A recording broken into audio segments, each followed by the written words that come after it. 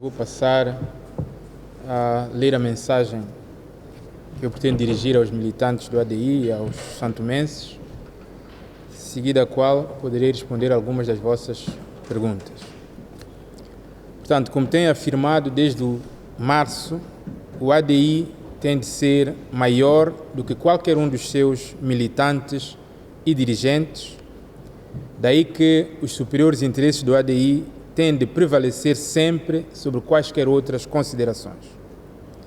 Quando no dia 12 de março último anunciei a minha candidatura à liderança do ADI, filo com o intuito exclusivo de salvaguardar os superiores interesses do partido, promover a união e a coesão entre os seus membros e militantes e abrir espaço para uma maior concórdia na política nacional, conforme desejo manifestado por muitos companheiros. Todos os militantes e dirigentes do partido ainda estão recordados que, na altura, na sequência da situação de vazio de liderança existente, após o abandono do país por parte do então líder do partido, reinava no ADI uma grande e generalizada preocupação quanto ao destino e viabilidade política do partido. Consciente das dificuldades que envolveriam todo este processo, aceitei o desafio de encabeçar uma lista ao Congresso agendada para o dia 30 de março, com a firme convicção de que entre os homens é possível reinar o bom senso, permitindo unir os militantes e dirigentes do partido em torno do ideal que sempre nos moveu e preservar o companheirismo, graças ao qual conseguimos atingir o patamar político que alcançamos. Reiteradas vezes afirmei que todos somos precisos no ADI porque todos sempre fomos precisos. Confesso que, independentemente do aprendizado político adquirido até hoje, nunca cogitei que o mero exercício de um direito de militância, consagrado nos estatutos do nosso partido e na lei dos partidos políticos, fosse dar lugar a um tão grande e baixo exercício de autoflagelação e de demonstração ao país e ao mundo de um lamentável espetáculo antidemocrático. Não posso hoje deixar de constatar e confessar, com alguma decepção, que a grandeza política do nosso partido contrasta com a pequenez das suas demarches internas. Na verdade, a falta de frontalidade, maturidade, capacidade e coragem de alguns dirigentes ditos genuínos do partido, particularmente os que encabeçavam a chamada Comissão de Gestão do ADI, permitiu escancarar o inegável déficit de cultura democrática ainda reinante no interior do nosso partido. Na verdade, os seus atos vieram dar razão aos nossos detratores e alguns observadores externos que sempre defenderam que o ADI é um partido com dono.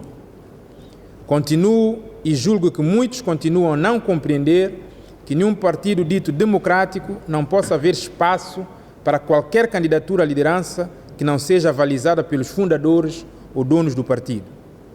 No ADI, afigurou-se como crime de morte ou de pena maior apresentar-se uma candidatura à liderança do partido, mesmo na ausência de qualquer outra. Recordo para os que eventualmente estão esquecidos que o Congresso do Partido, que estava inicialmente marcado pelo Conselho Nacional do ADI para o dia 30 de março, foi, após a apresentação da nossa candidatura, adiado pela primeira vez para o dia 25 de maio. Foi, pois, pela boca do Sr. José da Graça Diogo, homem de Estado e antigo presidente da Assembleia Nacional, que o país ouviu ser anunciado que o Congresso do ADI seria realizado no dia 25 de maio, pela vontade expressa dos militantes reunidos em Conselho Nacional. Assim, a minha candidatura aguardou serenamente pelo dia 25 de maio. Mais uma vez, quando tudo estava organizado para a realização do Congresso, fomos surpreendidos 2 dias antes desta feita com o adiamento sine die do Congresso, ou seja, o seu puro e simples cancelamento. Ora, sendo que estavam reunidas todas as condições necessárias para a realização do Congresso, como se veio a provar, os militantes do partido já mandatados para o efeito deram continuidade ao processo dentro da normalidade que todos assistimos através da comunicação social, pese embora sem a presença dos elementos da Comissão de Gestão que não pretendiam a sua realização, bem como alguns dos seus seguidores. Este Congresso permitiu a eleição de uma nova direção do partido e a alteração dos seus estatutos,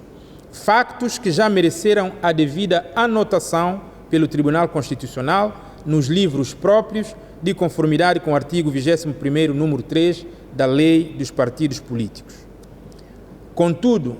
é hoje inegável que o Congresso do dia 25 de maio e todos os esforços subsequentes não garantiram o que sempre me moveu e tem movido os que apoiaram a minha candidatura, isto é, a procura da união e coesão no seio do partido.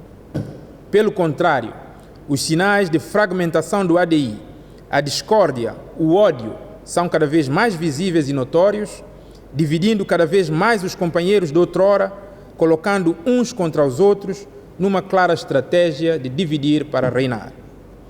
Ao longo dos últimos meses, os militantes do ADI foram bombardeados com inúmeras mentiras, desinformações e intoxicações, sempre com o propósito de fomentar a divisão e o ódio, importando desmentir apenas a mais grosseira, a de que a minha candidatura à liderança visa satisfazer os interesses da maioria no poder. Quero aqui deixar claro que eu nunca tive qualquer tipo de contacto com qualquer dirigente político da atual maioria parlamentar para tratar de questões políticas ou de qualquer outra natureza, para além dos encontros públicos de cortesia que a nova direção do partido manteve com os órgãos de soberania e com os partidos políticos, a que todo o país tomou conhecimento através dos órgãos da comunicação social. Para que estejam descansados e não se deixem ludibriar, quero assegurar aos militantes do ADI que, através da minha pessoa enquanto dirigente do partido, nunca houve, em momento algum, qualquer ingerência de qualquer força política adversária nas questões internas do ADI. Não existe e nem nunca existiu qualquer acordo entre mim ou a nova direção do partido e qualquer outra força política que não seja o reiterado desejo de pacificação do país, de fazer política com elevação e transparência e uma oposição construtiva para o bem de todos os santomenses. Por isso, é de lamentar que alguns companheiros do ADI, que ao longo dos últimos anos conviveram comigo na mesma causa, desconheçam o meu verdadeiro caráter e sentido político e se tenham esquecido tão rapidamente que fui eu, e não um qualquer genuíno do ADI, a pessoa a quem foi dada a incumbência de representar e defender o ADI em todos os atos e debates políticos pré-eleitorais com os nossos adversários políticos. Mais ainda, esqueceram-se demasiado depressa que fui eu, enquanto advogado, quem assumiu a representação e defesa do Dr. Patrício Trovoada e demais dirigentes do ADI no âmbito das perseguições políticas de que estavam sendo alvo durante o período 2012-2014.